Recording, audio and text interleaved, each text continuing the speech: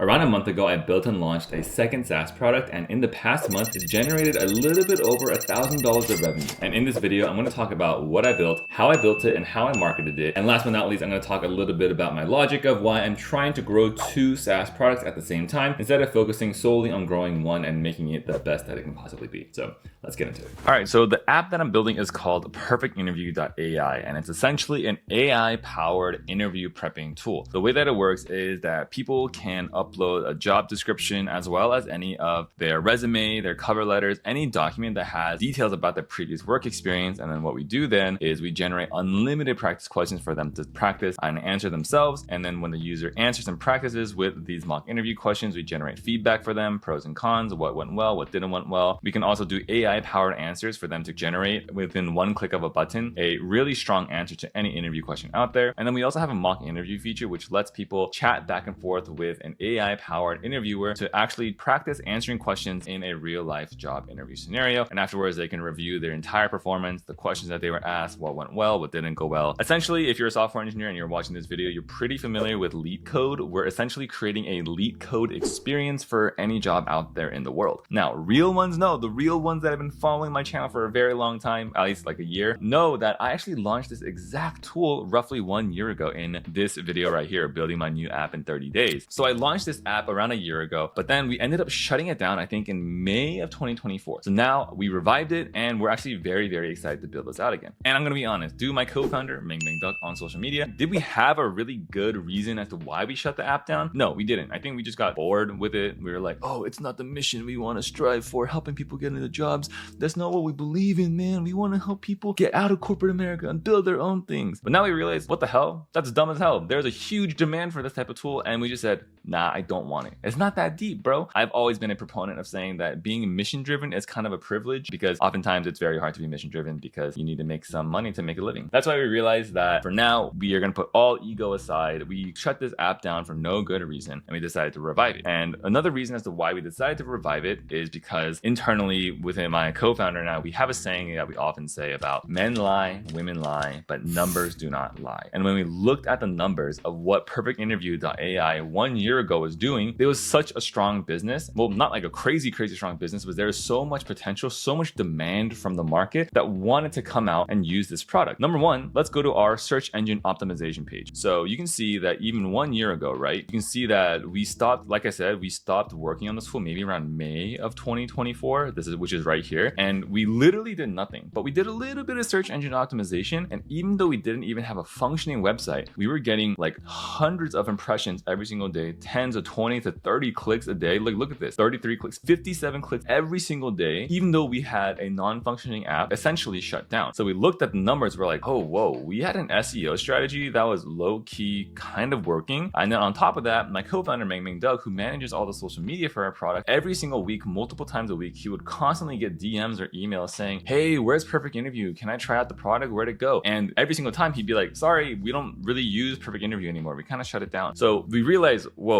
There's so much latent demand for this product. It was so dumb of us to ever even shut it down in the first place, because there's literally customers coming to our website, sliding in our DMs, sliding into our email inbox, being like, hey, can I use this tool? So we were just like, the numbers are not lying. We decided to pick it back up again. And you can see here, this is the revenue. My Stripe page got that sweet $1,100 of gross volume per month. This is the previous month. Yeah, it's the month to date. So it's the month of February right now. And that's why we decided to revive this product that we shut down originally a year ago. And now you can see our search engine optimization efforts are coming back stronger than ever. Definitely plan to make a video on this strategy sometime in the future. Make sure to subscribe if you want to see that video whenever I drop it. But the numbers are just looking too good. And that's why we decided to revive the product that we shut down almost 1 year ago to date. In terms of how I marketed this SaaS product, once again, it is a duo. I have a co-founder who is the sole marketer for all of our products, and I'm the sole developer for all of our products, and all of the marketing is handled by my co-founder. And maybe one day I'll make a video with him to get a deeper breakdown about his approach to marketing SaaS products. But in the end, basically our two marketing channels are search engine optimization and organic social media hosting. At the end of the day, we know that our marketing edge, our marketing competitive advantage is in making organic social media content. And that's what my co-founder does. As you can see, we have an account that has 13,000 followers. Funny enough, this is the same account we had like a year ago, and then we just kind of revived it, and it's been going pretty well. But he just makes funny videos that talk about getting a job, interviewing, all that stuff. And as you can see, we have some varied performances, some like like 16,000 views, 30,000 views, 53,000 views, all that stuff. And we also post on TikTok as well, where we also similarly have like 100K view videos, 1,000 view videos, 8,000 view videos. There's a wide range of performance on how the videos do well. But at the end of the day, that doesn't really matter for us because we know that we are just going to post a video every single day, no matter what, to market the product. And that's literally all we do. And outside of that, we do a little bit of search engine optimization as well. I believe I showed you guys that earlier, the search engine optimization page. And then in terms of our search engine optimization marketing strategy, as you can see, it's going pretty well. We're getting some good impressions and we're getting some good clicks right now. Maybe I'll plan to make a video in the future with a more in-depth breakdown of what my search engine optimization strategy is. It's a little early. I don't want to reveal it right now just because I want to have more data that it really is effective and it does work. But I do think having this combination of organic social media as well as search engine optimization is very, very powerful because with organic social media, by default, people are going to be searching for your product, Perfect Interview, on the internet, on like Google search or something. So then you're already getting free search queries in there. And I think that helps boost up your search results on Google's algorithms on the Google search page or any other search engine's page as well. So I really do think in the end, this is all I'm really going to focus on right now. It's largely going to be organic social media posting and largely going to be focused on search engine optimization. Maybe sometime in the future, we'll dive into some more affiliate marketing schemes or something like that. But for now, all we did in this first month was just pure search engine optimization and organic social media. And arguably the organic social media posting is what has led us to the most amount of customers instead of search engine optimization, primarily because search engine optimization is a much longer term play. It takes a longer time, like multiple months, maybe up to a year, to see really fruitful results come into play. Now, last but not least, I want to talk about what exactly my logic is with trying to grow two SaaS products at the same time instead of just focusing in on one. If you read or listen to any like business podcast, business entrepreneurial advice, they'll probably say you're way better off focusing 1,000,000,000% on one single idea and trying to grow it into the best idea and best business that it can possibly be. And I don't think that's incorrect. I said on this channel multiple times in the past, and I still feel this way right now, but my dream has always been, and it still is, to have a portfolio of apps, almost like a software holding company where there's a parent company, and in this parent company, there are a bunch of other children apps that roll up into this one giant parent company that myself and my co-founder manage and own. And launching Perfect Interview is that first step of creating this portfolio of apps that roll up into the software holding company. Now, I'm not gonna lie, it definitely has its fair bit of challenges, context switching from one app to the other, from Monty into perfectinterview.ai, especially the fact that I'm the sole developer for both of these apps, and same with my co-founder Andrew, who is the sole marketer for both of these apps as well. But at the end of the day, the number one thing I've realized about consuming way too much like hustle porn, work, entrepreneurship advice is the fact that there's no one right answer, and there are multiple ways of doing one single thing and achieving a single goal. One thought process of trying to build and scale a business is by going 100% all in on one effort and trying your best every single day to grow it as big as you possibly can be. And then on the other side of the spectrum is taking a lot of shots at goals, seeing what works, and if whatever works, just run with it. Right now with Monty, where it's currently at is stable. It's been hovering around the mid to high $1,000